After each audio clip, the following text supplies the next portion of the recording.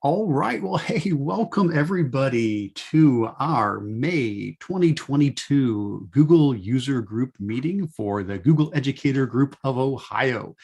This is a monthly meeting where we take a look at everything new in Google from the last month, share Googly tips and tricks, and answer questions related to using Google tools in school. My name is Eric Curts, and I'm a technology integration specialist for the Stark Portage Area Computer Consortium, or SPARC for short. We're an information technology center serving schools in Northeast Ohio.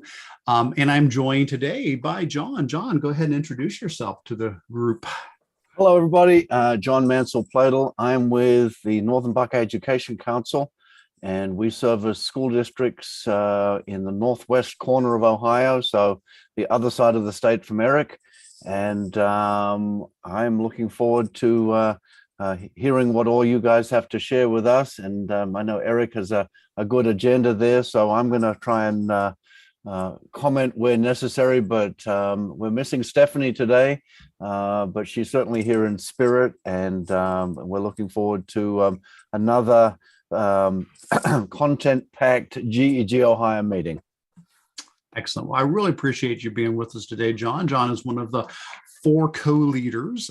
Sometimes we kind of switch in and out as to who all is here. So you got me today and John. John mentioned Stephanie, who typically is with us, is not able to be with us today, and then Sarah Kiefer as well. I just really appreciate everybody who does help out. And of course, beyond the 4 of us as co-leaders, the big thanks to everybody who's watching right now, because you are what make all of this work. So thank you for being here if you're watching live, and if you're watching the recording later, thanks for taking time out of your day to do so. For those that are with us live today, please do use the chat feature in YouTube to introduce yourself, share where you're from, and throughout the entire session, if you've got questions, throw them in there. If you've got a resource to share, please share it with the group through there. Now, you can also put content into our agenda document. So if you do not have access to the agenda document yet, you will want to open that up. I'm going to do a couple things. First of all, I'm going to copy the link and drop it right into the YouTube chat. So for those that are live in there, you can use that link to get into the agenda document. For everybody else, easiest way to do this is just to go to the GEG Ohio website at bit.ly/GEG Ohio. That'll take you to the website, and from there we do have a link to our monthly meetings, and if you give a click on that, that's where you can find all of the necessary links. So here you can see, for example, is today's meeting, May 26th, and there is the link to the agenda as well as the live video that you're watching. Now you can see the previous meetings, they turn into recorded videos, and the previous agendas filled with wonderful resources there. But for today's, that would be the way to get to this agenda document. It is editable. You are welcome to type into this document as well. There are some spots in here where that might make sense. For example, in the upcoming events section, if you're aware of a conference or a training or some event that people may want to take part in, please go ahead and fill that in. Further down, there's a show and tell section, and we have a spot in there called GEG Community Show and Tell. If you've got something neat to share, a cool resource, a neat extension, a blog post, something that you've come across, please feel free to put that in show and tell. And there's a Q&A section, which looks like we're getting some good questions in there. Please do feel free to add questions into the Q&A section, as well as responses. If you see a question there and you can respond to it, that would be fantastic to go ahead and throw in your response there as well. Awesome.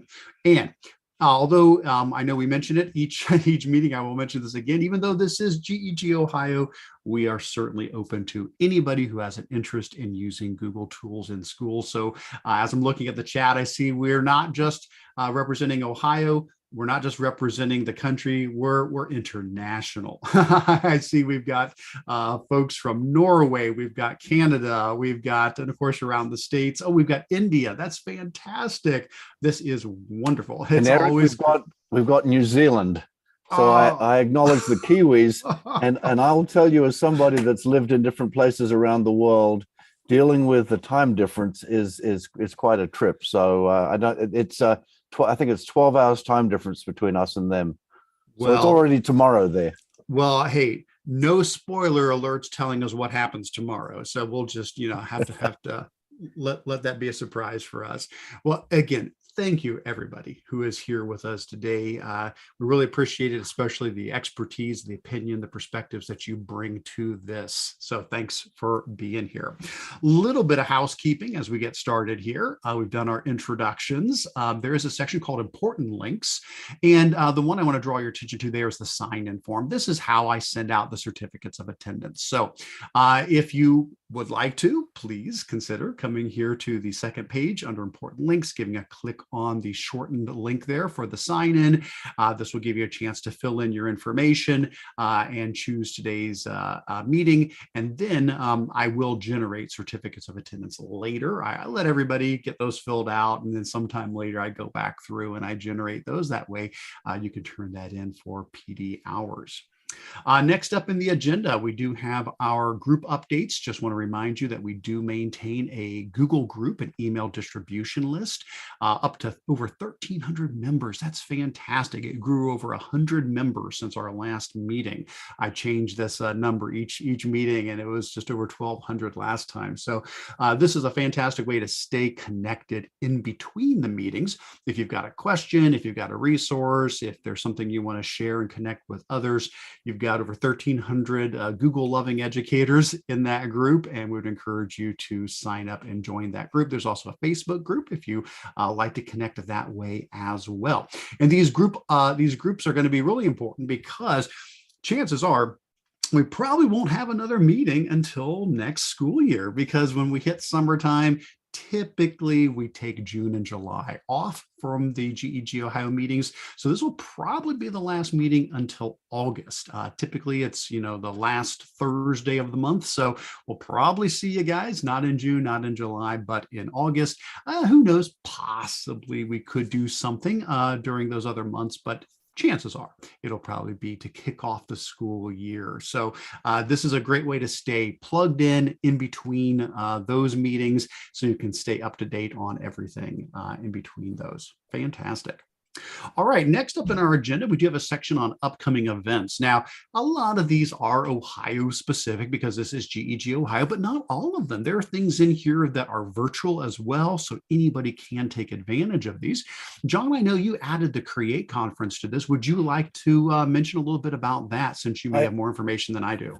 I did. It's a conference that they have been putting on at various locations, probably for about the last, I don't remember when the first one was, but I think it was like, it might even say at the top there, I think it might have been, I want to say about 2010, something like that. So, and it's the brainchild of a gentleman called Chris Hamady, who is the tech director at Anthony Wayne Schools in Toledo. And he has kind of put this together. And it has now been moved, and it's going to be, so I'm one of the committee members, and he has committee members from all over Northwest Ohio that are contributing to it. But it's a one-day conference with a focus on technology in the classroom, on instruction and creativity, and hence the name Create. They usually have a good speaker that comes in to do a keynote. That talks about, and I think they've got the STEM teacher from Sylvania is going to be doing it this year, and I think he'll be definitely worth seeing. But there is information there. Now there is a cost to attend. I believe it's either $25 or $30, but it includes anyone that's been to Toledo knows the famous Tony Pacos. They make hot dogs and they make chili. And it's pretty famous. Anybody that watched, I think it got a mention on the TV show MASH, because Klinger was actually from Toledo, Ohio. And, that's right. So it gets a mention. So that's a little bit of local flavor there. You'll see some names that will be recognizable in the presenters, including our own Stephanie is presenting one session. Yeah, I saw that. Yeah, I saw Stephanie's got one on controlling the chaos. Excellent. And then Christy Hughes is, she's one of my people. She works for Northern Buckeye. She's based in Cleveland, but she's doing a couple of sessions. Chris Malanga is doing a couple of sessions. I think Troy Cummins might be doing a session as well. So, and then these are all other either tech directors or people of note from around Northwest Ohio. It's great to see. Usually it's great to see it back in person again. I think that was the thing about it. We've been going to some of these events and we've gotten so used to virtual. There is a certain, and what I guess we can talk about ITIP, Eric, and our experiences of that a little bit later on. But being back in person again is a different, and it's got its own rewards and its own challenges. So this is an in-person conference, and I certainly encourage people, if they're anywhere close within driving distance of Toledo, Ohio, to think about making a trip up there. It's on June the 2nd, starts at 8:15 in the morning and will run until 4 in the afternoon. Excellent. Well, thank you so much, John, for all the details on that. It's a conference I have meant to and hoped to attend probably for the last decade, and the stars have never aligned yet for it. June, is sometimes a crazy month, and I still do look forward to getting to connect with that conference at some point in the future. Awesome.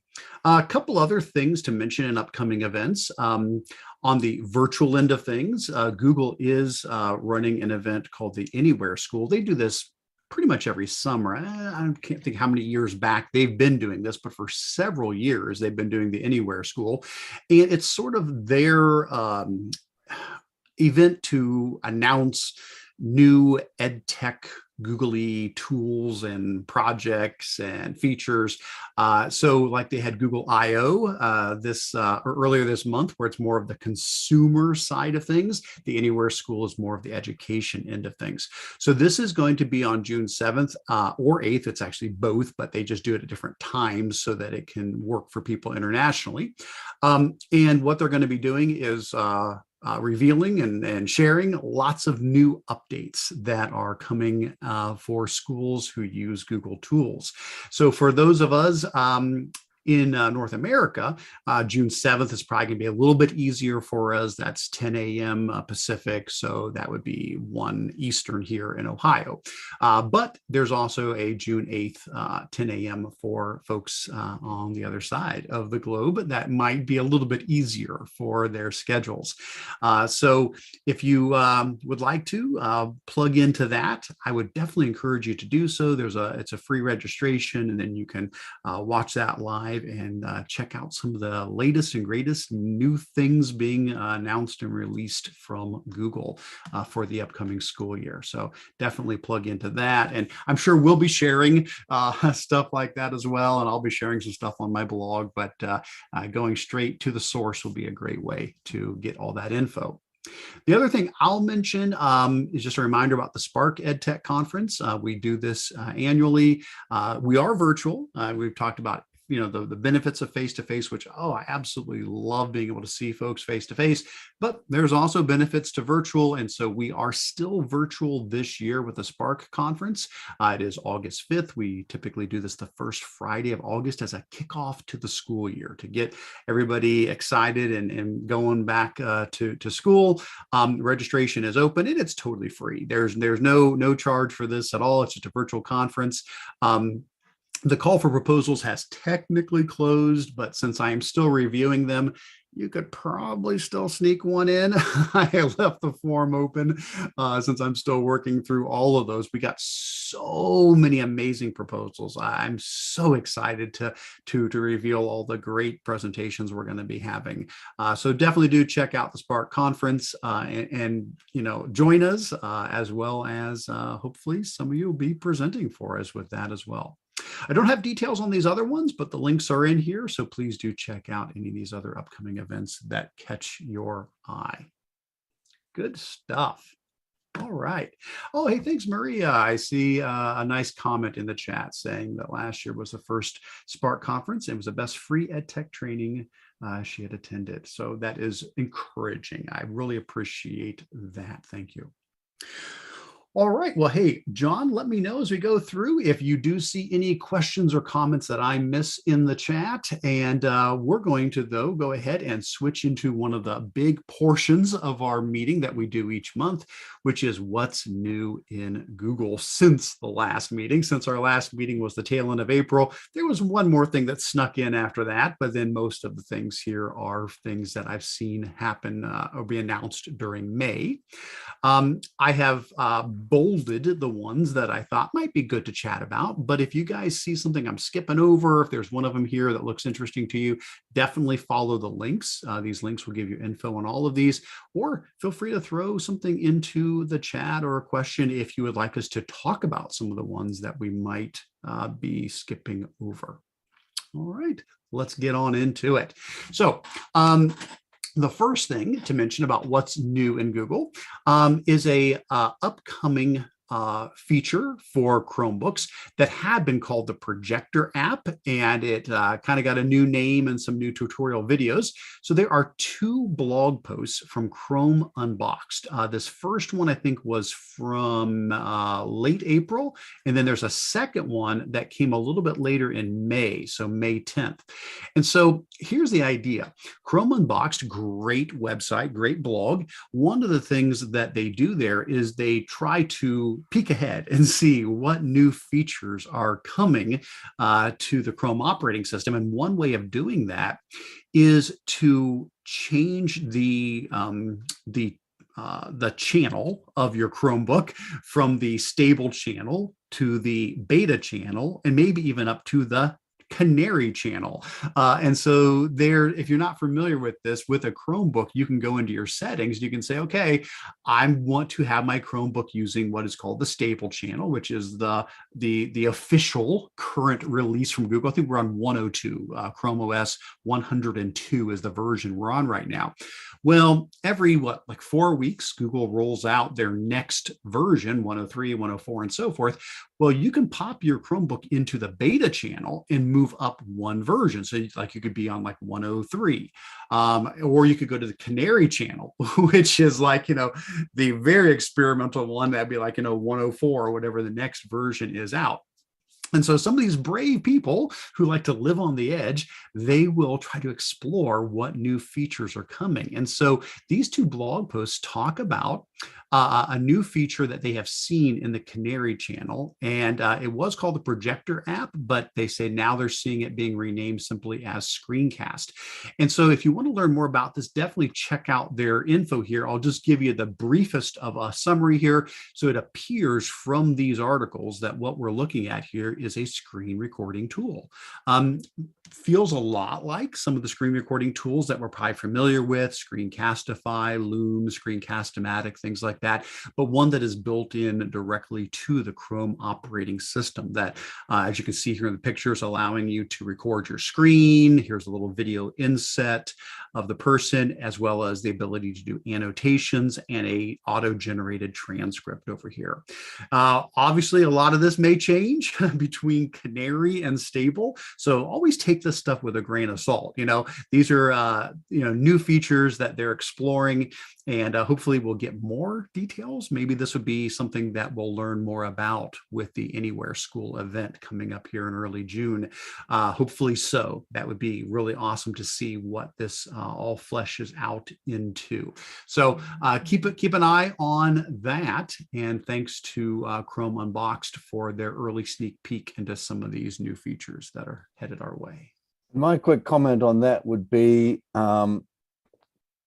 as teachers, I think we need to be looking to see how we would use these features to have our students become more creative in the classroom. And so if they have the ability then to make screencasts directly on a Chromebook, which is really what we're talking about here, or annotating their screenshots, then we can be changing the kinds of assignments, the kinds of assessments that we're having them do so that they can leverage these kinds of tools.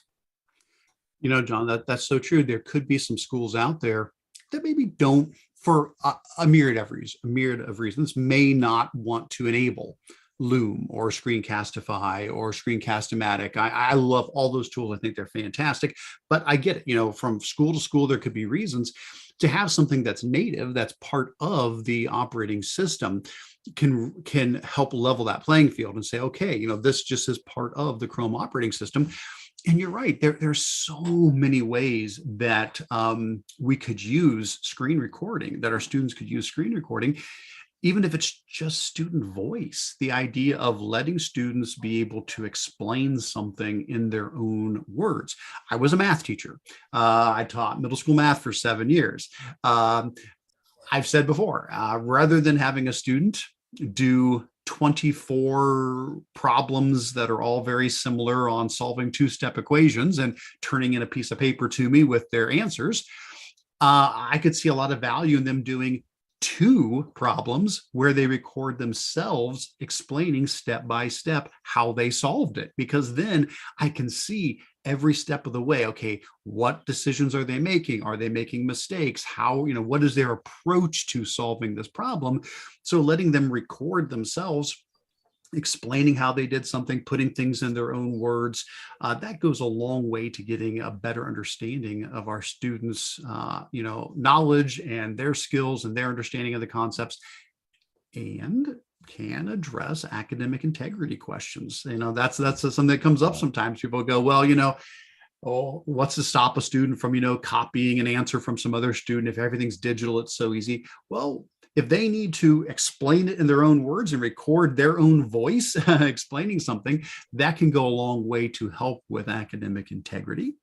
But then, just creativity as well. Letting students be able to create video as an option rather than just writing a paper or making a slideshow or making a website. That goes into now student choice. So we got student voice and we've got student choice. Like, okay, here's another option. You can make a video and very easily do so now right from your Chromebook.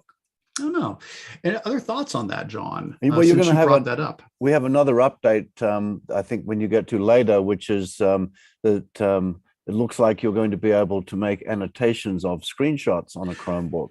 So you are right. We might as well go ahead and just grab that right now. That one is further down. And so, yes, very similar to this, instead of video, this is now screenshots. And so this is from Chrome Unboxed as well. Thanks again for, all the sneak peeks they're giving us as they're poking around at things in the Canary channel.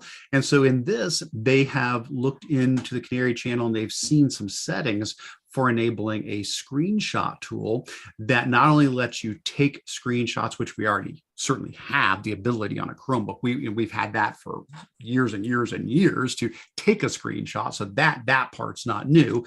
It's the fact that after you take the screenshot, if you take a look here, you can see this this bar that you're getting here. Let me zoom in a little bit here and see if we can make it bigger. You get this annotation bar. So there's an image. The new thing is the image editor that would come with this, that after taking a screenshot, being able to go in and do some more sophisticated image editing. This looks very much like Nimbus. I don't know if you guys are familiar with, there's a lot of great screenshot tools, but I like one called Nimbus. And this really reminds me a lot of that. I'm seeing the ability to add shapes and arrows and lines, freehand drawing, emojis, text, cropping.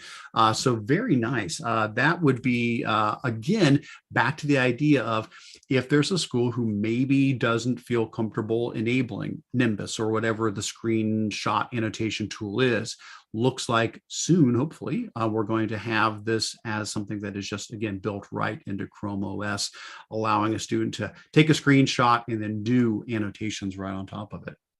And these are tools that oftentimes teachers will find very useful in creating materials to put up in Google Classroom or to present in an online learning situation. And it just shows that the commitment that Google has made to improving the Chromebooks, which are a much more affordable device for schools to get for both the teachers and the students. So I think that it's really interesting to see. And then the convergence of features between what you can do in the web browser versions, the Chrome versions, and what you can do on the mobile versions. And that was That was the topic of that one session that you did on Right. what you can do in the Android version or the iOS version of Google Classroom Right. versus what you can do in the web version. Exactly. And this is good. This is, I guess, if somebody had to say, what do you feel is a weakness in the Google suite of tools? What is an area that needs some growth in Chrome OS? I probably would be quick to point out media, image editing, video editing, things like that. We're typically turning to another tool. We're turning to WeVideo, we're turning to Screencastify, we're turning to Nimbus, we're turning to something else. And I'm so glad we have those tools. I have loved using every single one of those. But to see Google starting to build some of these features right into the operating system, that is important. That is addressing a need, again, for those schools who maybe are not going to be relying on, third-party tools for various reasons, or it's the simple fact that, third-party tools, sometimes things change, and a company goes out of business, or they change their pricing model and things like that. So to have this built in is really going to be helpful. I'm looking forward to those. One of the hot topics that we're looking at right now in my organization, but I think generally we're starting to look at across the state, and hopefully others in other parts of the country and across the world are aware of it, but the whole idea of student data privacy. And when you use those third-party tools and your students are logging in and their information is taken from their using their Google accounts, but that information, you need to make sure that there is integrity as far as what happens to that information and what is being stored. And being able to use a local tool that you have control over is going to be preferable to using a third-party tool every time. That's a really good point, John. Thank you for bringing that up, because I think that's something that I don't think about often enough. And that makes a lot of sense for schools as well, for the data privacy point of view. So good stuff. Excellent. All right. Next up, we skipped over, but we'll just do a little backtrack here. Back at the beginning of May, we had an article from Google talking about the new table templates and drop-down chips in Google Docs. So Google has added some additional table templates. And probably the easiest way to show these is I'm going to pop over to another Google Doc here, and I'll demonstrate these real quick for us. If you're in a Google document and you go to the insert menu, this building blocks section has been added over the last few months. And we've seen some of these features previously, like the building blocks where you can add meeting notes, or you can add an email draft. And we've talked about both of these in previous GEG Ohio meetings. Well, those have been around for a few months. Now, Google has announced that they've added some new building blocks. And so in a Google document, if you go to the insert menu and building blocks, you'll see 4 new pre-made building blocks. So we'll go ahead and insert each of these. The product roadmap looks like this. So we'll insert the product roadmap. There it is. Here's the review tracker. Let's insert that one. And then here is the project assets. We will insert that one. And finally, the launch content tracker. Let's insert that one as well. Now, these are basically just pre-made tables. So, there's nothing magic about the fact that, this is just like a table. You could have done this. You could have come here and you could have said, oh, I want to insert a table. And you could have said, I want a table that's, so much by so much, and boom, you could have absolutely made this. What's new about this is that this is being combined with this new feature that they've added in, which they're calling drop-down chips. And so what you're seeing here is that in this case, for the project roadmap, we have these little drop-down buttons that if we click, we can get these different options. In this case, not started, or in progress, or launched. And so that's really the new feature here, is the drop-down chip option to be able to add those right into a document. Now, these 4 examples that they built in certainly could be valuable for schools, but I think they're probably a little bit more geared toward business, a product roadmap, a review tracker, project assets, content tracker. But the idea can certainly be applied to anything. And so as an example of this, I did, and again, we're jumping around a little bit here, so apologize for that. But if we go down to the show and tell section, the very first thing I got posted in there was I decided, what could we do with these new drop-down chips? Now that we've got this option to add a drop-down menu right inside of documents, and I would love to hear what other people have done with this. But an idea that came to my mind was, this would be a neat way to do a close reading activity. If you're not familiar with close reading is when you take a text and then you pull words out of the text, leaving blanks in its place, and typically giving like a word bank. And the student's job is to read through the paragraph or paragraphs and basically use context clues and try to decide, okay, well, what words should go into the blanks? What should go in place of what got taken out? And, this is not a new activity at all. I mean, close reading has been around for, decades. But I thought, well, this could be something that could be done right here inside of a Google document now. And so the idea was to take some text and basically pull some words out of it, go through and decide which words you want to pull out of your text. And you could literally pull them down, select them and drag them down to a word bank. And then after doing that, we could use these drop-down chips.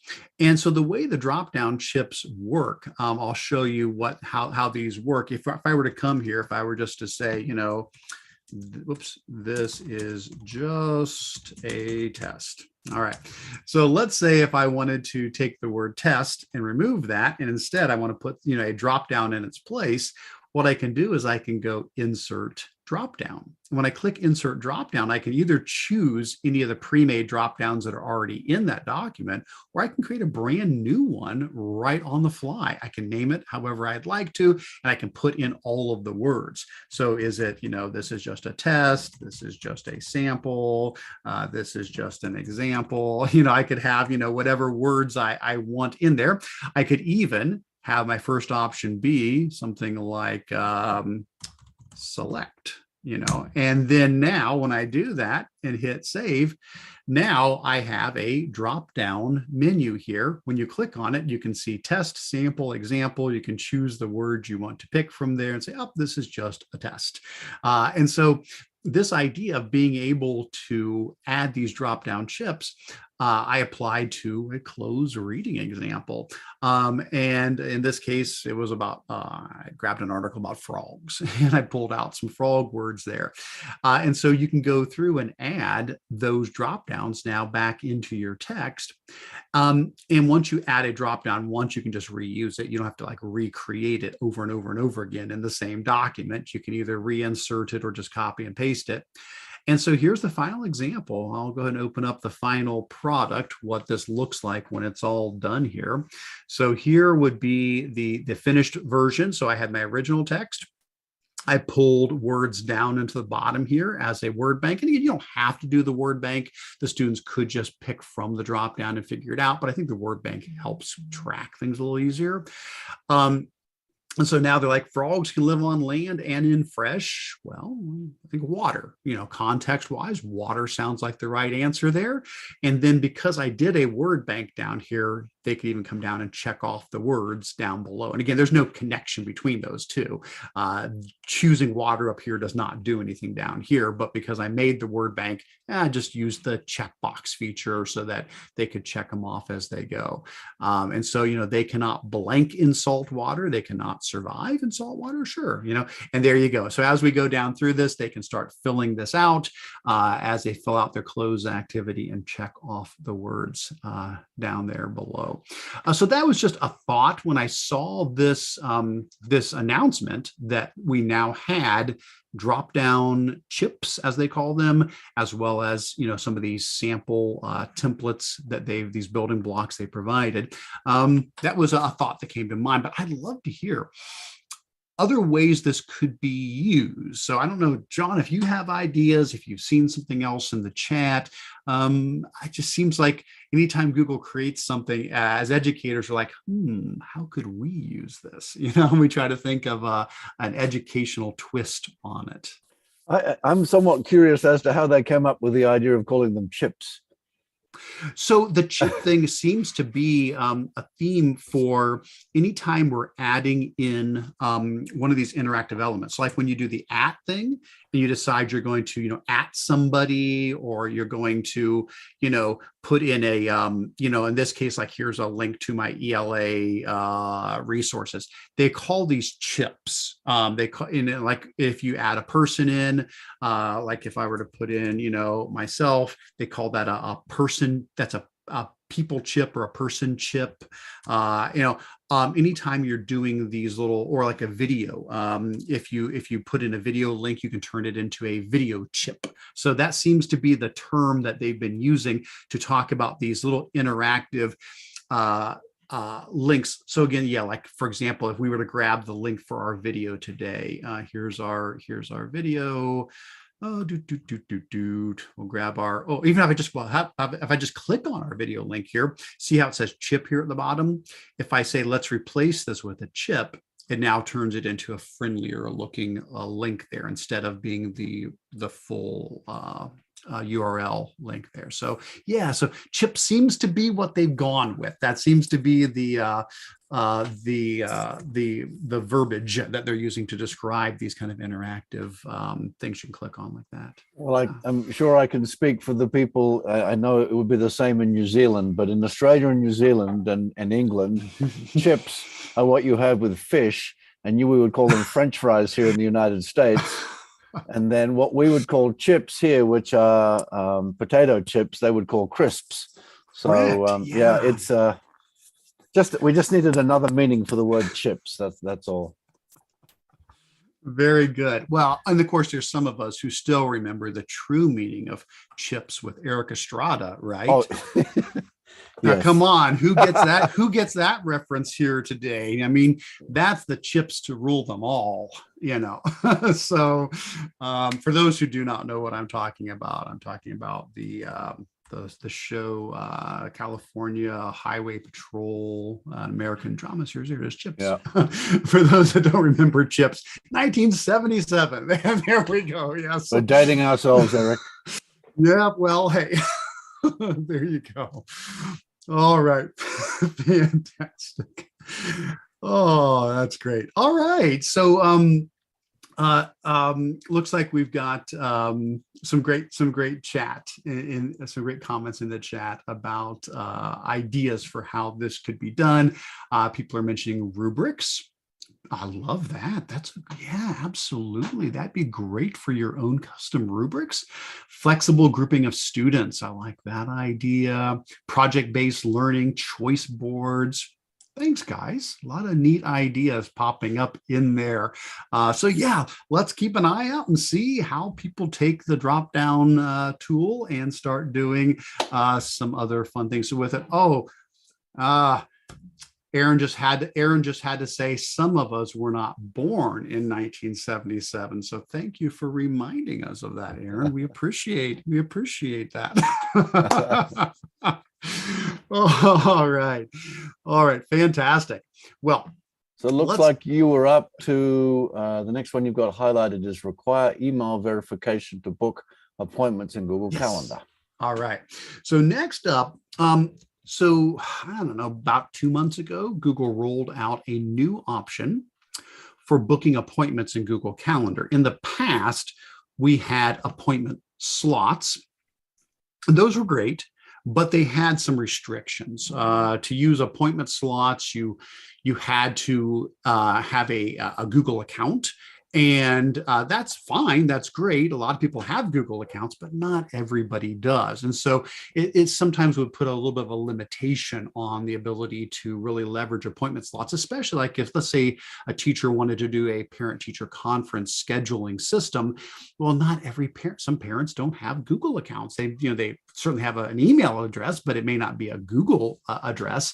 And so what Google did in the last couple of months was they started rolling out appointment scheduling. And so rather than appointment slots, appointment scheduling really was a more robust system that was much more open and felt a lot like You Can Book Me or other type of commercial solutions for saying, hey, here is my availability. You can click a link and you can fill out your info and you can book an appointment with me, which again, I think is perfect for like parent teacher conferences, but could be used for office hours, could be used for a lot of things.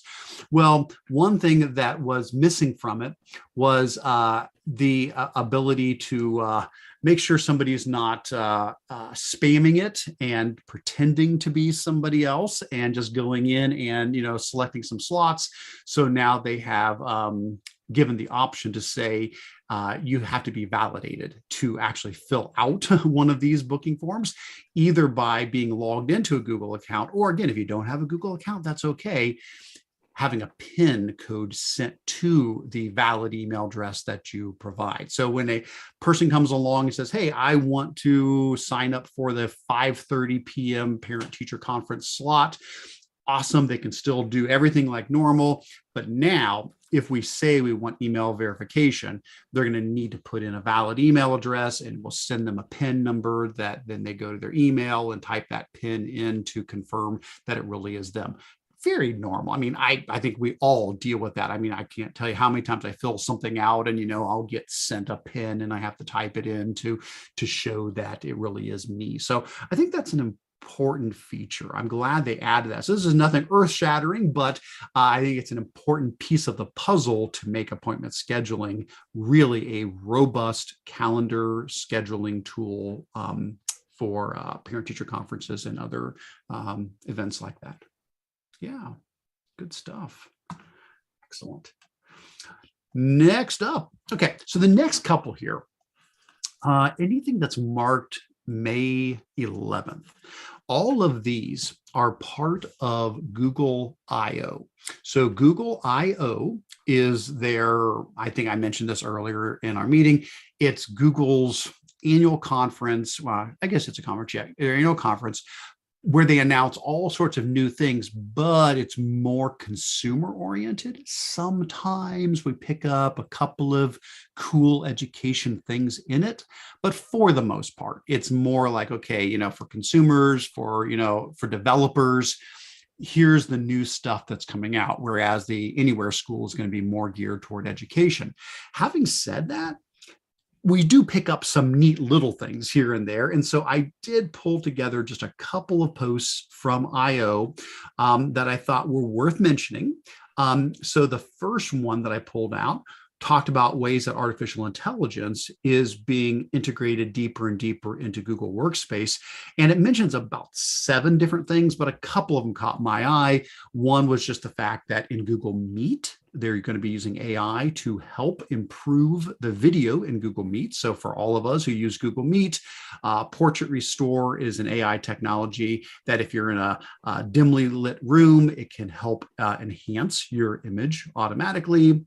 And then there's the one called Portrait Light, which is also a AI feature that allows you to seriously drag around on the screen a pretend light and it will change the light on your face. So like there's not really a light there. You're just actually dragging this circle around on the Google Meet screen and it is lighting your face.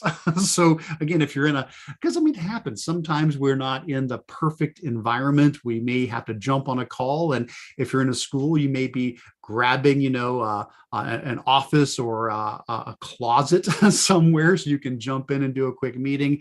This can help improve those. Other things they mentioned in here that I thought were worth mentioning was the auto summaries that are being added to Spaces. The auto summary tool got added to Docs a while back, where it reads through the entire document and gives you a blurb about what that document's about. Spaces are now getting the same thing. The AI will read through all the conversations and give you a quick summary of what's been mentioned recently. And then they also mentioned about automated transcriptions coming to Google Meet so that after a meeting is over, everybody will get a you'll get a Google document with a list of the transcription of what everybody said during the meeting. So if you weren't able to attend, or if you need to review back through it, you can read that. And that's another AI-powered tool that is coming later this year. So among the other things they mentioned, I thought several of those had some value for schools that we might be like, oh, that's great. Those are helpful.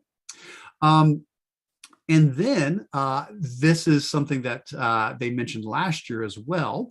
Google has their Lambda AI, which is a conversational AI. And last year, I think we talked about this last year, it was the original Lambda. They now have Lambda 2, the next version that they are demonstrating. And it's not that this is something that it's going to turn right around and be used in the classroom tomorrow, but it's more of previewing the power of where AI is going and developing. And so if you look through this blog post, what I think really caught my attention was when they were showing how well Lambda is getting at understanding questions and being able to form very intelligent responses. So for example, well, let's open this up, and I don't know if I can make this bigger. Yeah, there you go. That's bigger. We can see that better. So like in this case, they had the Imagen option where you could type in a prompt. In this case, they said, well, it's going so fast, we're going through all of them. But for the one that was the Imagen, they typed in, imagine that you're at the bottom of the ocean. And Lambda was able to basically say, okay, well, here it is. If you're at the deepest part of the ocean, Lambda said, okay, this is what it's like. And it described what it would be like to live at the ocean. Or the next one was, if I want to start a vegetable garden, Lambda was able to say, here you go. Here are the steps to do that. Or come up with a dog band name, okay? And so there it is, generating that name on the fly. The point behind this is not an AI that has been trained on those particular topics. So this is different than, let's take, for example, AlphaGo, when they took the AI and they trained it how to play the game Go. And well, it was trained just on that game Go, and it learned how to play the game, and it knew all the rules for that, but it was limited to that domain, to that realm. Whereas Lambda, basically, it's pulling on all of the knowledge that Google has access to through everything that Google has indexed. And so you can really ask it pretty much any question, and it will give a reasonably intelligent response.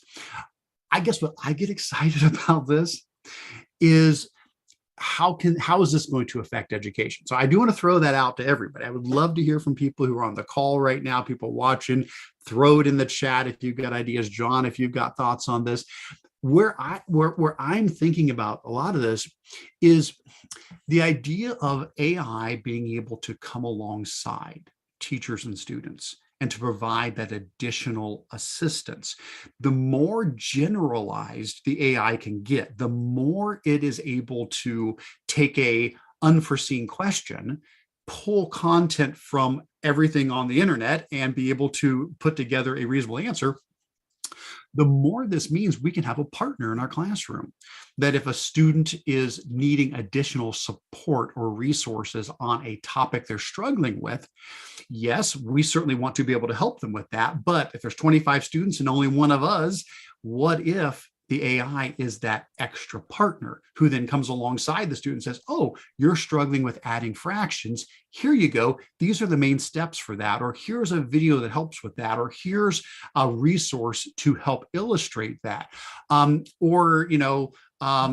If a student is completing an answer, so they've written their answer to an essay question, what if the AI comes alongside us and helps in the grading of it, that the AI reads through it and helps identify potential areas? Maybe it's a step before the student turns it into us. Maybe the AI is giving them feedback, or maybe the AI is helping us to identify areas of weakness.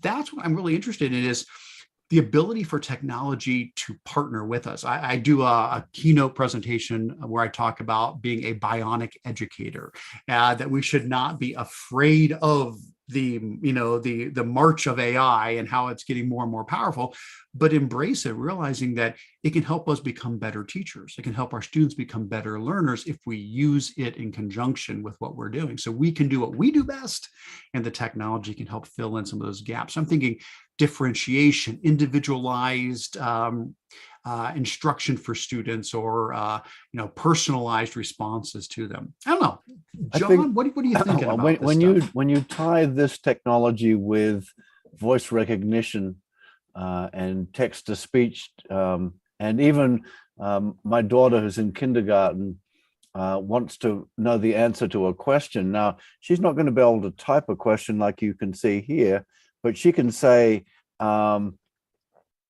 Alexa, what is the how deep is the Mariana Trench? And Alexa will give her the answer. And so she knows that she can ask that question. And I think, again, even for the younger students, being able to interact with technology in a way that they're comfortable with, they're not able to type, they only barely reading at that point, but their speech is fairly well developed by the time they're 5 and 6 years old. They don't need to miss out on being able to find out the answer to a question.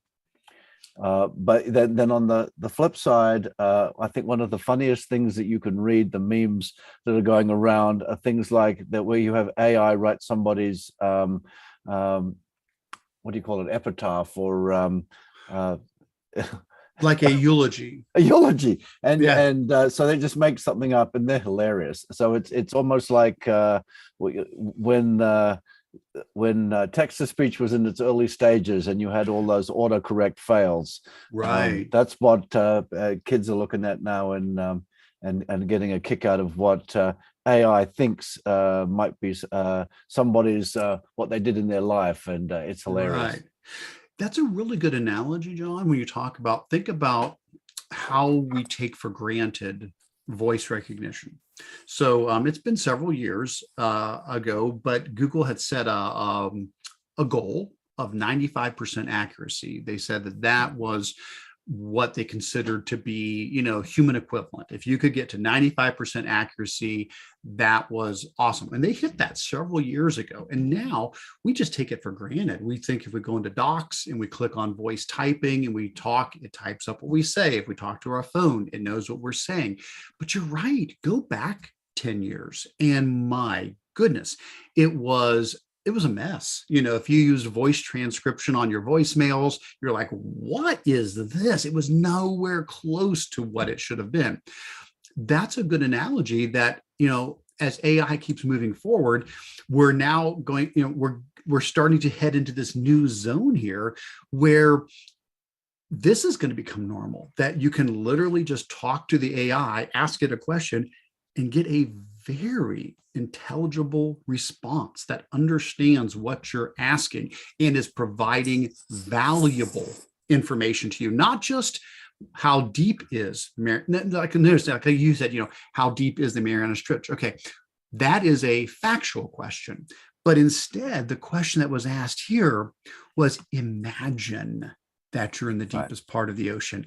And so it's not just saying the deepest part of the ocean is the Mariana Trench. It is at blah, blah, blah, blah. It's saying, this is what it's like to be there. We're now, it's a new level. We're moving on to the next level of understanding here, and we're going to see some more examples. This is not. It's coming later in the agenda. We're getting close to it. There was another thing Google posted the other day that I think.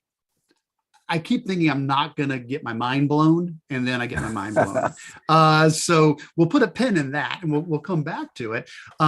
Peggy George said in the chat, "This is mind-boggling." I'm with you there, Peggy. I really, but I'm so excited to see where this can go, because one of the things I think there's a lot of things we struggle with in education. We've got, and I'm not here to try to oversimplify things. I'm not here saying this is there's a lot of things that we face as challenges, but certainly one of them is a teacher trying to provide quality interaction and support for 125 students or more, or whatever the case might be. There's been the promise for many years, technology is going to help, technology is going to help, technology is going to help. It needs to get to this level where the AI becomes this powerful, to really start to see that help, where the AI becomes a classroom assistant, becomes a support that really can provide. And we're going to see a good example of this. Practice sets. I know I did a blog post not too long ago on practice sets, and I'm sure we're going to see this. Oh, where is practice sets at here? How long ago was that? I didn't think it was that long ago, was it? Introducing practice sets. There it is. So back in March, I know we'll hear more about this for sure at the Anywhere School. But practice sets is that new tool for classroom where when a teacher creates questions for the students, Google's AI analyzes the question, figures out what are the learning skills that are being covered, and then surfaces blog posts, videos, and resources to go along with the question to provide assistance for the students. This is the type of early phase of this AI that is now coming along and saying, okay, you can build the questions, and now the students can get help when they're filling out that question. When they're completing it, they can click on these AI surfaced resources, these videos and these additional resources to help them if they get stuck. So I think the idea of disruption that this is going to cause in some classrooms, especially looking at that one in a math classroom, I called to mind when I first discovered Wolfram Alpha and was explaining to teachers what it was and what it could do, and the fact that really the homework that they were assigning to their kids, if you could have AI basically show you what the steps are, that they really needed to rethink what their strategies were. And so back to our discussion about making a video, if you can have a student explain to you how to solve an equation, that serves as a knowledge check. And then if you need them to do drill and practice, then there are all kinds of places where they can go to do that. And you can separate out those two things. Absolutely. Awesome. Well, let's keep going because we do have a lot of other really cool things to see here. I'm going to close out a couple of my tabs. That always happens. I get way too many tabs open. So we're going to close out a couple of these because the next, again, we'll get to a little bit more AI here, but we'll try to stay in order. I know I've been jumping around a little bit. The last thing to mention on Google I/O is they did have a nice summary article with 100 things that were announced at I/O. So if you are looking for the quick rundown of everything else that was announced, these were the things I thought had the most educational impact, but you can see all 100 things that they announced there. All right. Next up, hey, Google Sites. We have a new deadline. It has been pushed back once again. Classic Google Sites seems like it will hang around for a little bit longer. So now we have until December 1st of this year to migrate our classic Google Sites. I believe the most recent deadline had been this summer. I think it was June, end of June, start of July was going to be the end of it. Now it was previously June 1st. Oh, okay. So it would have been in a few days. And so I was converting all of my old sites over because I still had some classic ones hanging out there. That has been pushed back to December. So if you need a little bit more breathing room, you do have another 6 months now to get your Google Sites converted from classic over to the new Google Sites.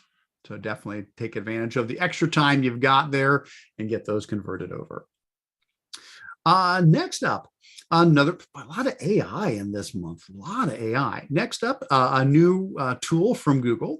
Now, this one is aimed at job seekers, but I could really see this being interesting for high school students when we're talking about careers and preparing for, heading out there and doing interviews, whether it's for a job or an internship or whatever the case might be. So Google has released a new AI tool called Interview Warmup. And the idea is you head out to the website and you get to practice being interviewed. And so the way it works is the computer is going to ask you some questions and you're going to give your answer. And you can just hit the microphone button and start talking, and it will listen to everything you have to say. And then after it hears that, it will then give you the transcription of that. And it will go through and start to give you some feedback based upon your response. And so you can go in and see, how many job related terms did you use? What were your most used words? Are there certain talking points that seem to be coming up a lot in your answer there? So you can get insights about the things that you said in your pretend interview. And then after that, it gives you a chance to practice again. You can use the same question, say, I'll take another shot at that, or get brand new questions. So there you go. Here's AI again, but a great chance for you to be able to practice some interview questions and improve your skills with that, if that's something that anybody, whether it's a student or an adult, needs to work on. So I thought that was a neat one there. And then here's the one that really blew my mind. Okay, so, all right. So the next one is Google demoing a new AI-powered text to image generator. Now, I think it's pronounced Imagen, but it's like image with an N on the end of it. But I believe Imagen is how we would pronounce this tool. So here's the idea.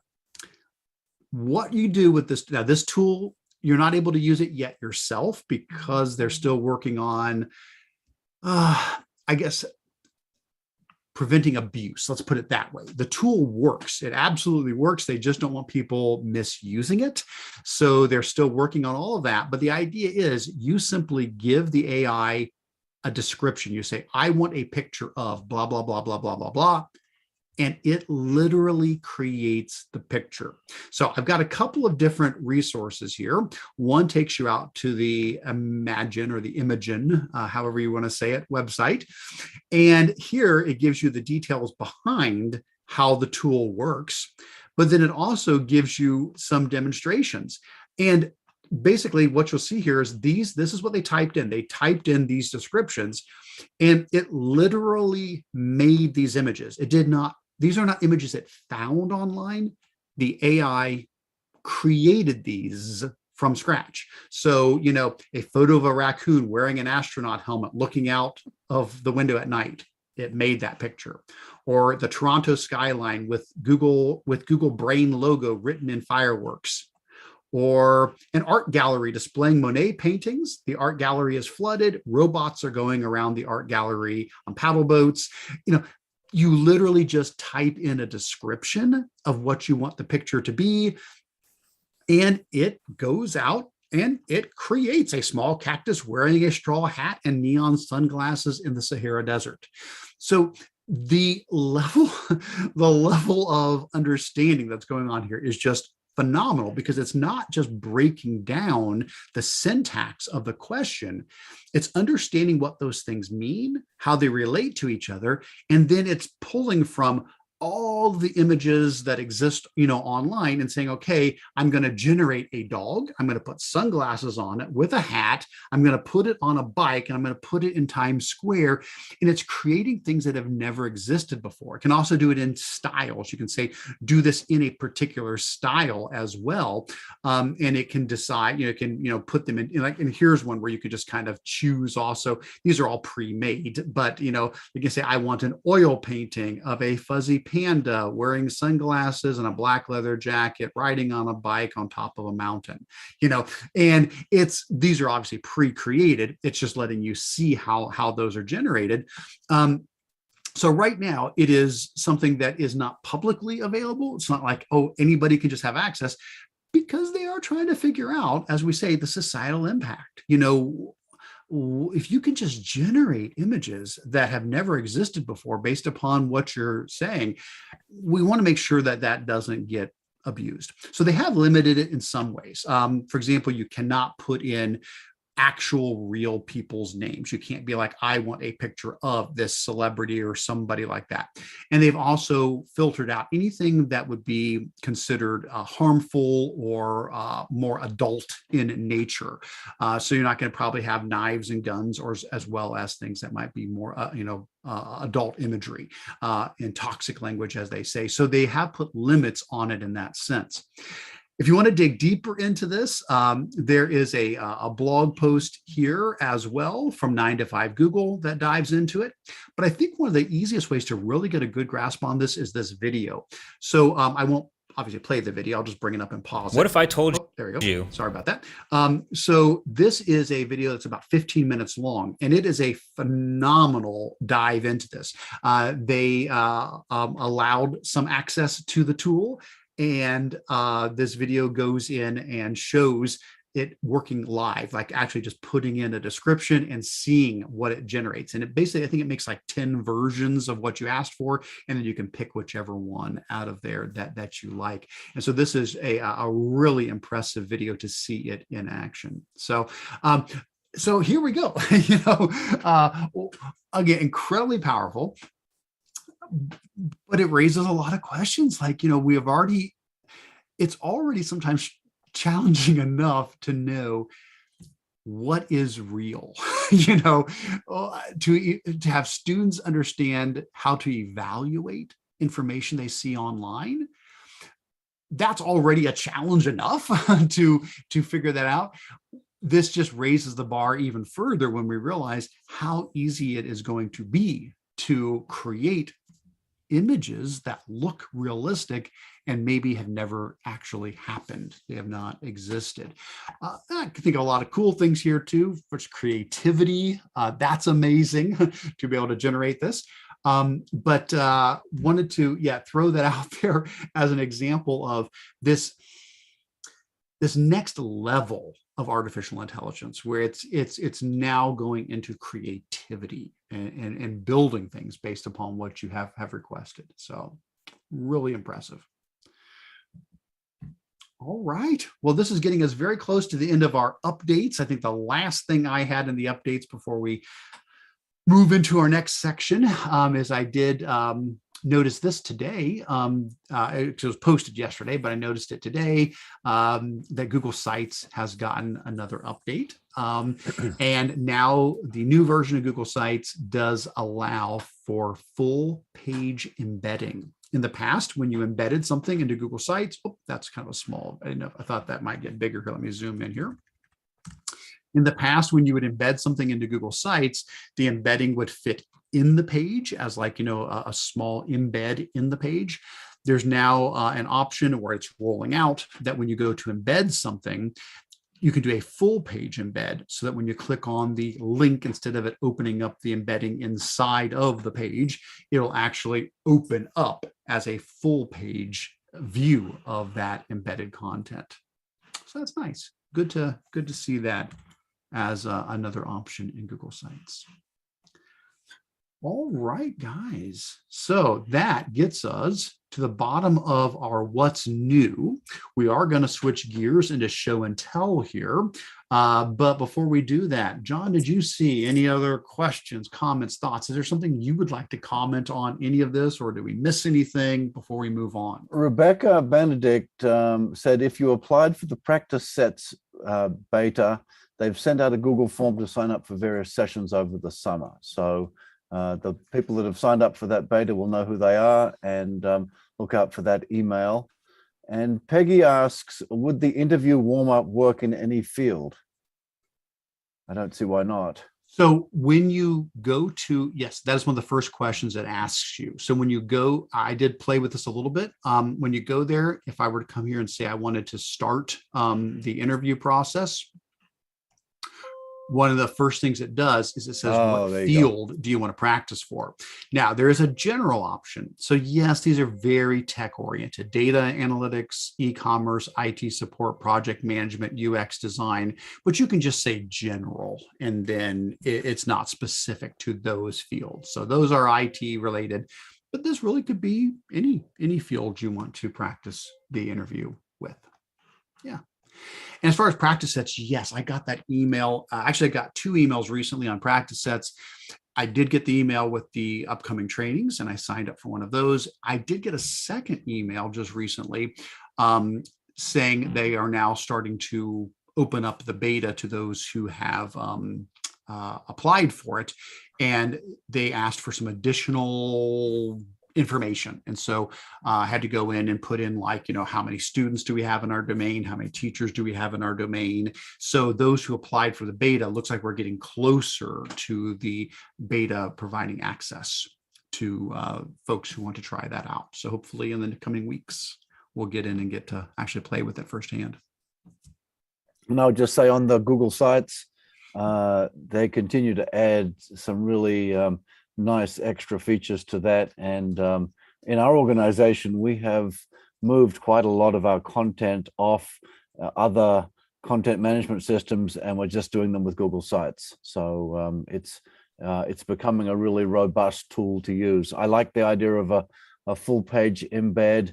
I often will embed a Google Doc on a web page, because you can have tables and you can have other formatting that's in there, and then you can share that with people who make updates to it, and then it's automatically updated on the web page. Yes, yeah, that's great.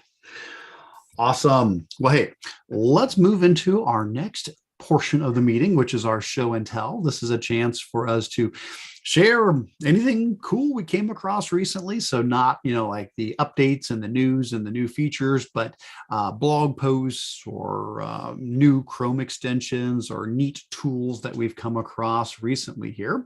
John, let me go ahead and let you start, if unless I'm putting you on the spot, if you're okay.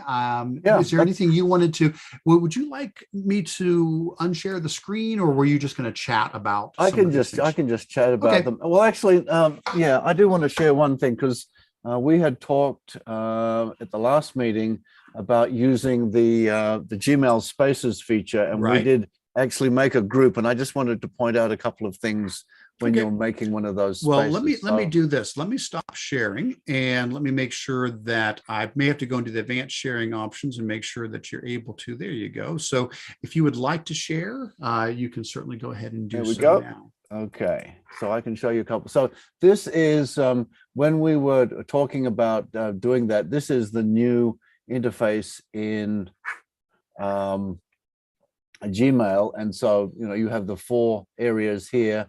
And you can, if you want to turn that off, you can. And then I'm in the spaces area, which is the 3rd one down here. And this is, and I have several spaces, but the one that I'm in here is this GEG Ohio. So these were all of the conversations that we had between the people that were at the ITIP conference together. And then as we were in a session, we would share one of these. And so this was Christy had shared something here, online PD with Google. There was there's a Google Expeditions session about life after Google Expeditions, which was a good one. Now, what's interesting is if you go to the files section, everything that was shared in the stream there is now listed as a file that everybody then has access to. So if you're using this Spaces as a professional learning community based around an event like going to a conference. So if there are 5 of you from a school district who are all going to the same conference, then this is a way for you to pool your notes and resources and ideas and chat, and even arrange where you're going to go to dinner that evening. And you can do it all within the comfort of Gmail, as in a space there. Now, one of the gotchas, I'll just show you, when you make a new space, I'm going to go over here and come down to say create space. When this comes up, you can, one of the first ones is it says the space is restricted. And that would mean that only people that you add it can be in this group.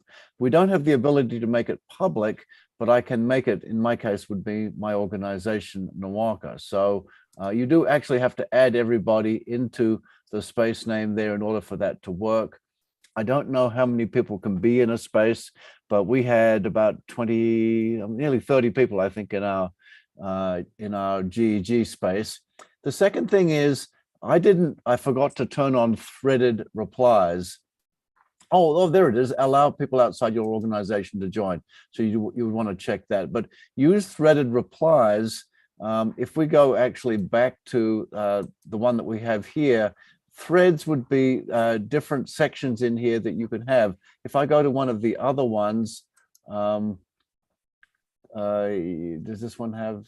Maybe the McCall one, I think that, yeah, you see how down here it says new thread. So you can actually create separate threads. So if you maybe had one thread that you were discussing things on the first day of the conference, and then you could make a new thread for the second day. So, and I hope they add more features to this. I really like the fact that you can be in here and you can be communicating with people. And we've started to use them within my organization, and even for, like I'm going to talk about in a second, the PLCO a little bit more, the Professional Learning Collaborative of Ohio. The three of us that are managers of that, we have our own management space. And then we have another space here, which is for all of the people that are content creators across three organizations. And there's about 11 or 12 people in that space. And then if you go up and you just want to have chats with people, then they've nicely organized all of this there. So hopefully the new Gmail interface is rolled out to everybody. And if you haven't taken advantage of Spaces, then you can certainly check it out. We have also been experimenting with when you have a space, you can add a meet or a screen share directly to that space. And so we've added like a Google Meet, and then everybody clicks on the link, and then you're in a Google Meet together. And it opens up in a separate tab. And I'm still getting used to the idea of, that's the difference. Say we're using Zoom for this, for recording here, because at the time Meet was missing features, but I think we've all come to the conclusion that Meet has pretty much caught up with Zoom as far as its feature set. So I think getting used to managing windows and doing those kinds of things when you're in a Google Meet is still a little bit of a challenge when you see it combined with, say, Spaces. So that was the conversation about that.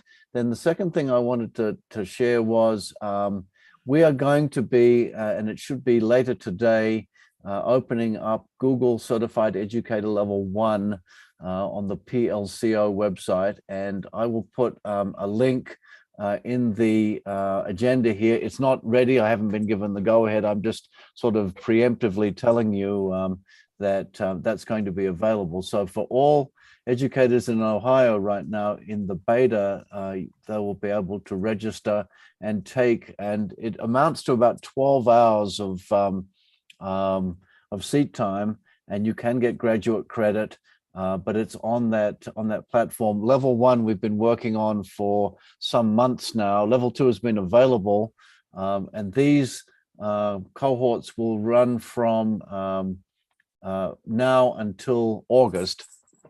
And then in August, we're actually going to be rolling out the brand new platform. So, and I say we are currently in beta, which means if something breaks, then I guess we don't have to say sorry. We just say it's in beta and we're working on it. So there's been a few things that we've been working on to try and get everything right. But the people that have been in the courses really like it. And if ever there was a time, folks, if you are not a Google certified level 1 or level 2 educator, now is the time to take some coursework and take those tests and get those cool educator badges that you can put in your email. And so I encourage everybody, if you're interested in that, that will be opening up, and just watch your local professional learning network on Twitter and in other places where we will post when these courses then become available generally for everyone in Ohio. That's excellent.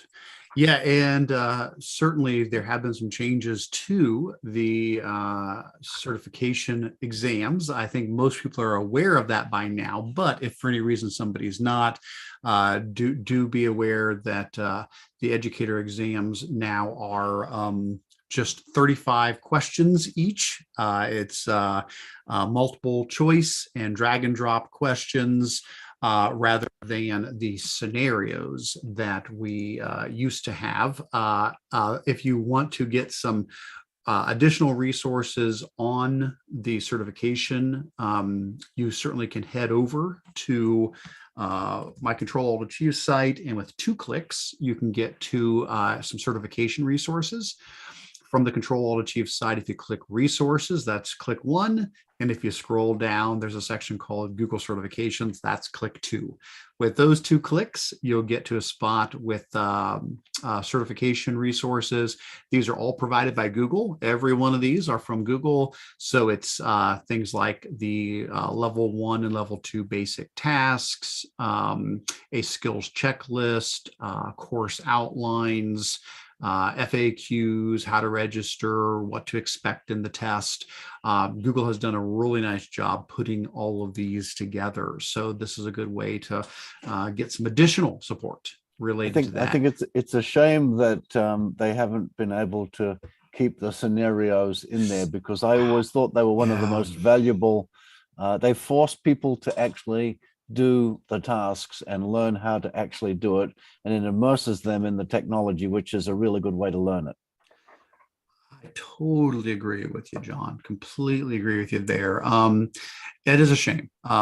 Maybe the scenarios will come back at some point in the future. I think that was a really great way to show your learning and mastery of these skills. But I will tell you that if people do get into the PLCO courses, we do have scenarios in there. We have things called work products. So you will be expected to make a Google site and take a screenshot of it and share it with the instructor. So yeah, excellent. You do get immersed in the technology, and we really think that that's important. Very good. I did see a question, John, you might have an answer to, since you are our spaces expert here. Susan said, any way to move an email to Spaces to track conversations on projects, or do I need to create a space and copy things over? Is there integration between like being in Gmail, having a message, and then moving that into a space? I haven't tried dragging and dropping, and because of the way that they're in 2 separate sections in Gmail, I don't think so. For example, and I think it would be great, for example, if you could access, or you could maybe pin a space over in the sidebar in the same way that you have the to-do list, and you can drag an email across to the to-do list and turn that into a to-do list item.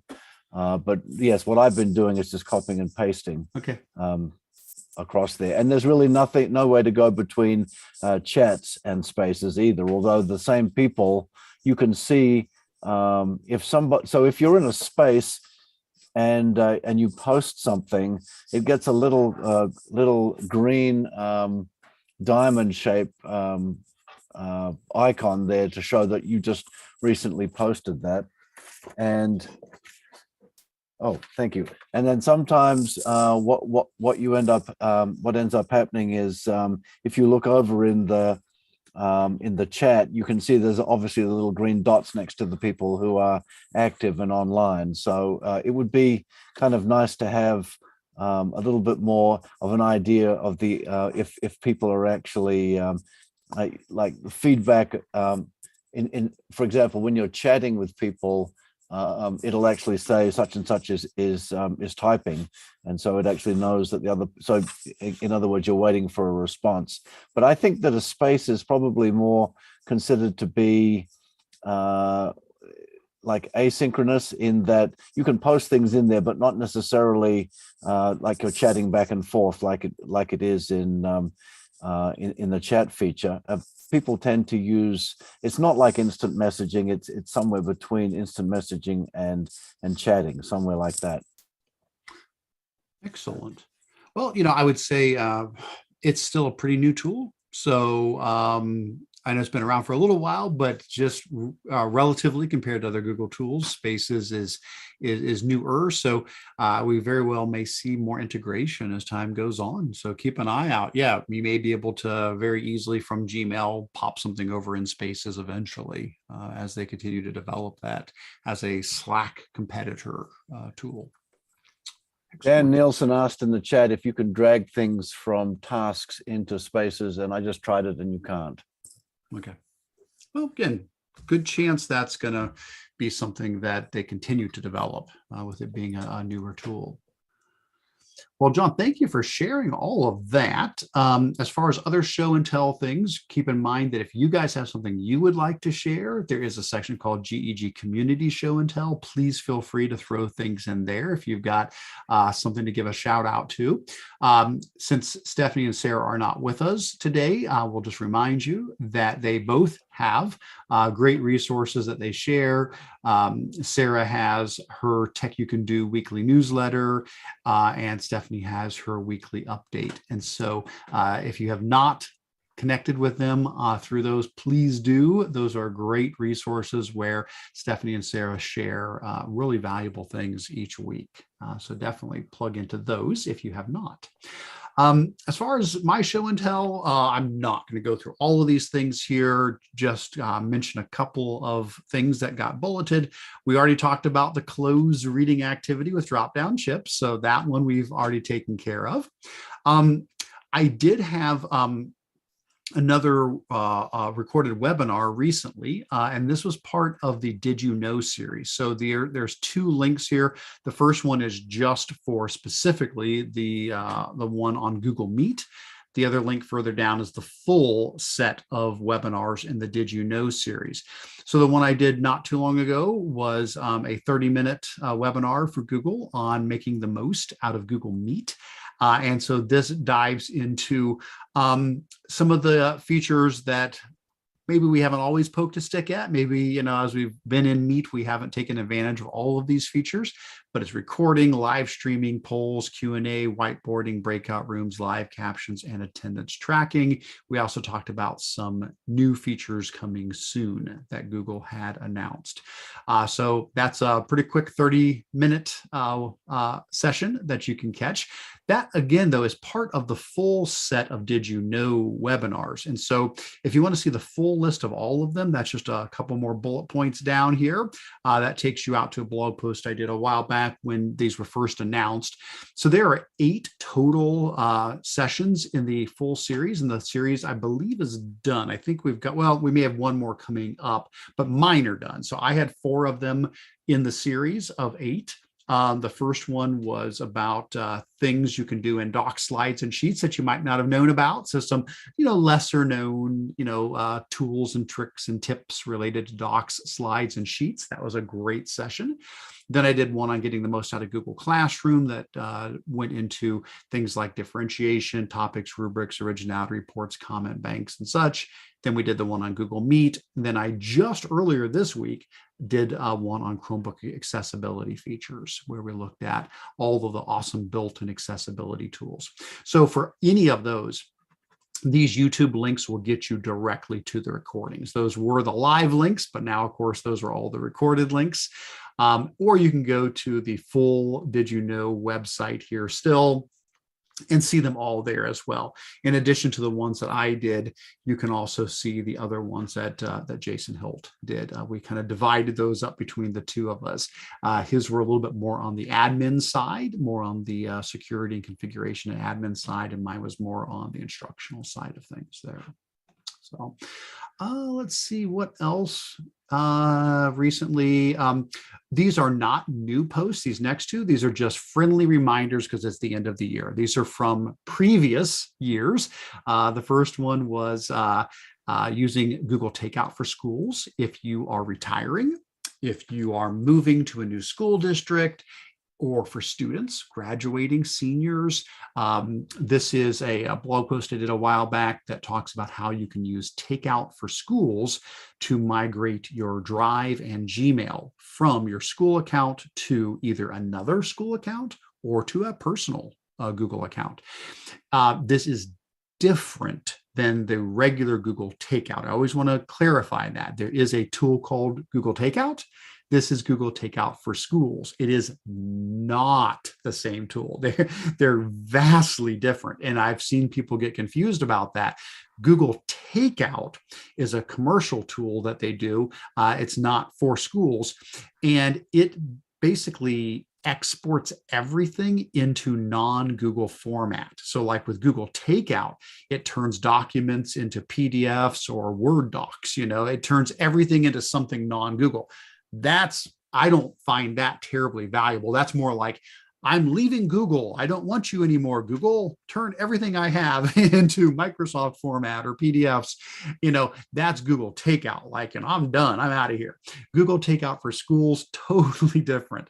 This literally copies all of your emails and your Drive files into the new account, and everything stays googly. It puts all of your emails into a happy little folder in your other Gmail account. It takes all of your Drive files and puts them in a happy little folder in your other account.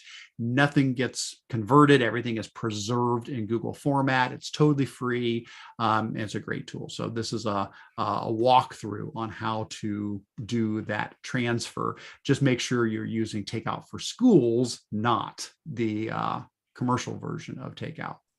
And then end of year Google Classroom cleanup tips. This is, again, just a perennial, one. I mentioned this all the time. It's like, hey, it's that time of year again. So just some tips and tricks to think about for cleaning up your classroom to end up one school year and get it ready for the next school year. So thought I'd just throw those in there. Beyond that, a couple of quick shout outs. I was really honored to get a chance to be included in two recent collections of amazing educators. The first one is from EdTech Magazine. They listed 30 of their favorite K-12 IT influencers.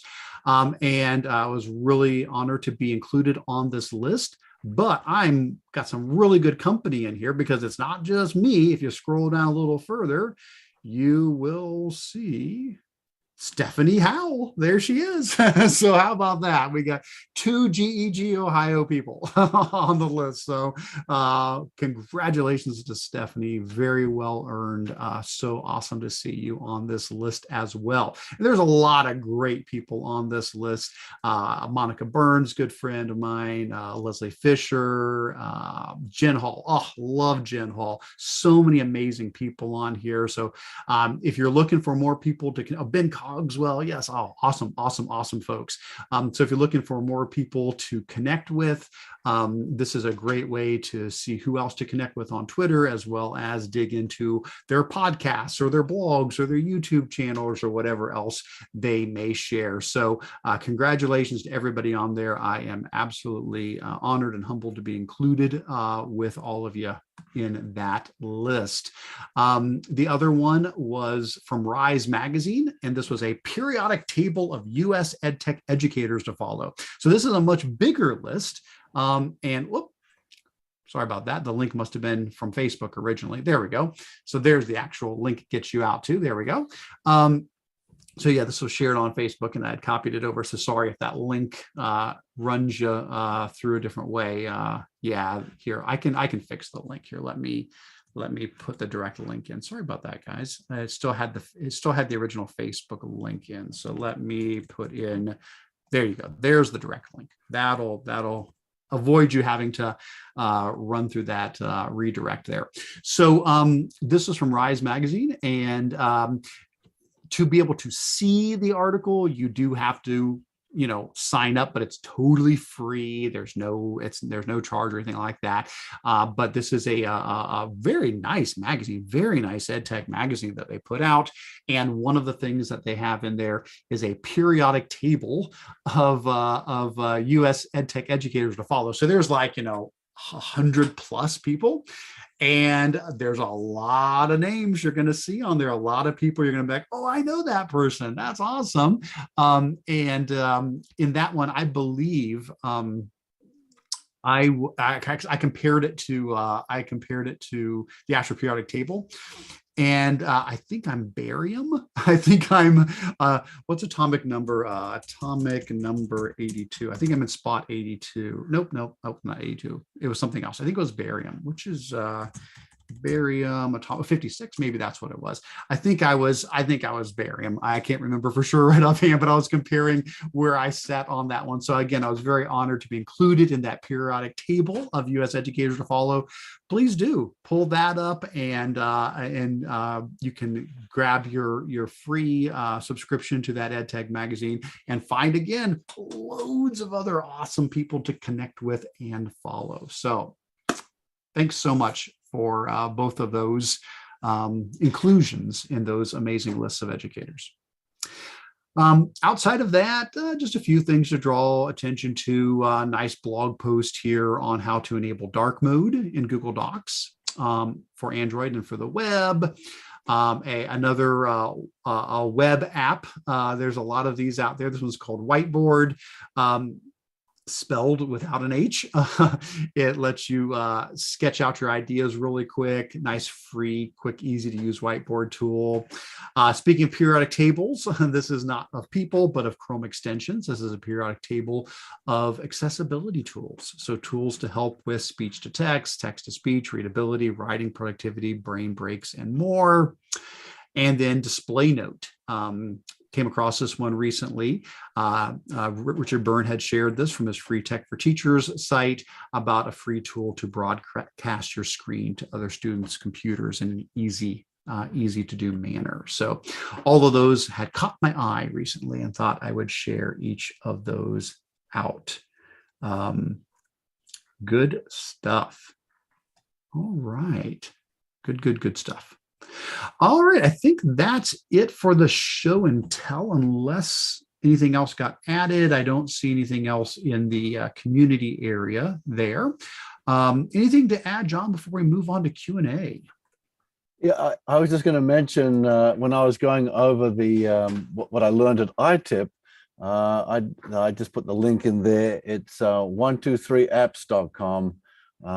And there is a whole suite of different, I think it might have been our friend Eric Griffith that showed this to me. So there are some really interesting kind of tools there that you might find people should certainly add a bookmark to that and check it out. But like some of the audio tools and the video tools that are there, I was in a session he was doing talking about more creative projects for students and some of the tools that you could use for that. So there is all kinds of different converters and things there. I believe it's all free to use, so people should check that one out. Very handy. Yeah, great for some PDF tools, audio tools, video tools. Very nice to have those. Thanks. Good stuff. All right. Well, let's move on to Q&A, see if we've got some questions that we can address. Again, if you have answers to these, please do what others have done. I see a lot of folks have added in some answers. Thank you guys so much for contributing resources to the questions people had. One of the first questions was, are there any technology curriculums out there that you'd recommend using for K-12 that include lesson plans, projects, etc.? I did go ahead and throw in a link to Applied Digital Skills. Now, it is a curriculum. It is lessons. It's not structured like you must go, in a certain order. You can pick and choose from it. So if you're looking for a curriculum that's a little bit more like, okay, this is week 1, week 2, week 3, week 4, that's not what you're going to see here. You would still have to decide what order you want to put these in. But Applied Digital Skills is amazing. So this is totally free from Google. If you head there and go to the lessons, you'll see we are at 199 lessons. We are one shy of 200 lessons. And these lessons are all tech integrated lessons that cover loads of topics like creating a presentation, writing a choose your own adventure story, creating a budget in Google Sheets, making a resume, understanding your digital footprint, making quizzes, building healthy digital habits, making a scrapbook, all of these, hands-on project-based tech activities. You can come over to the left and you can choose what age level you're specifically looking for. You can also choose which tool you're wanting to explore. or what topic you're wanting to cover. For any one of these that you go into, they have pre-made videos, so you do not have to prepare. You do not have to be an expert on these. They've already got all the videos created. The videos are typically about 5 minutes long each, and each lesson will have, from 3, 4, 5 videos up to dozens of videos, depending upon how complicated the lesson is, and it'll tell you how much time to dedicate for each of these lessons. If you really want to go deeper into it, I do have a blog post here that I did on applied digital skills, where I've got a 10-minute overview video and then more detailed directions here, because it's not just a collection of these lessons. It also is a management system. You can link this with your Google account, and you can use this to push out the lessons to the students and to monitor their progress, and it integrates with Classroom as well. So it's a great way to not just have access to the curriculum, but also to be able to monitor and manage it as you work through it. Somebody else has added Everfi in there. Thank you very much, whoever just dropped that in. So please, if you guys know of other tech curriculums that you recommend, please do the same thing and put those links into the response there. That would be fantastic. I didn't put it in there, Eric. It was the anonymous hamster, but okay. I do use, or I've been helping some schools with Everfi. Everfi is free. It's sponsored by companies like Fifth Third Bank, and the NFL are amongst some of the sponsors that pay for the content, and they do have some really excellent coursework that you can give to your students. And it's just a matter of getting in contact with them and helping to get the account set up, but it is all free for educators. It's they started out doing financial literacy education. I remember that, was, yeah. That was sponsored by the banks, but they have STEM stuff. They have all kinds of stuff there. That's great to know. I knew about their financial literacy portion. I did not realize that they had broadened out. So thank you for clarifying that. I'm so glad to hear that. And Nicole gives a thumbs up to it. Say they have she has their middle schools using it. Excellent. All right. Next, there was a question about looking to start a technology class using Raspberry Pis, and was wondering if people had good resources for that, and somebody has put in a link for that. So thank you very much for adding that link in there. Along the lines of curriculum, somebody was looking for some digital citizenship lessons, specifically kindergarten through 5th grade. And there looks like we got a bunch here. Oh my gosh. So dig on into those. Yeah, a lot of great things there. I recently had done a blog post called Fake News, Evaluating Online Information, and it covers a lot of stuff, but I do have a section in there where I specifically talk not just about, fake websites and reverse image searching and fact checking tools, but a section on games and on lessons. And so there's a lot of these sort of resources that you can pull from there as well. But it looks like folks have added many, many, many excellent ones in there. I put the tech matrix in there, Eric, and I think we talked about that earlier in the year, but it's not just the digital citizenship stuff. It's also online tech skills and it's a Google wonderful. It's a Google sheet, but some of the, especially when you're trying to work out in what you do introduce to them in kindergarten. Right. If you scroll down, the digital literacy stuff is at the bottom there. But so where do you begin to introduce and talk about? So like 2nd grade is a lot of those things there. But if people have ideas about things that they would want to add to this is something that I share with that I've been putting together for a couple of years now. So if people have ideas about other things that need to be in there, or if we would need to change any of the pacing of this, it is what we in my organization use to help when we begin training and working with the teachers and looking at what tech skills the kids need to have and what grade you would begin that process. And so it starts with kindergarten, as she's indicated in the question, or he's indicated in the question. So it's an important thing, and any feedback that people can give would be great. Excellent. Thanks for including that. That's great.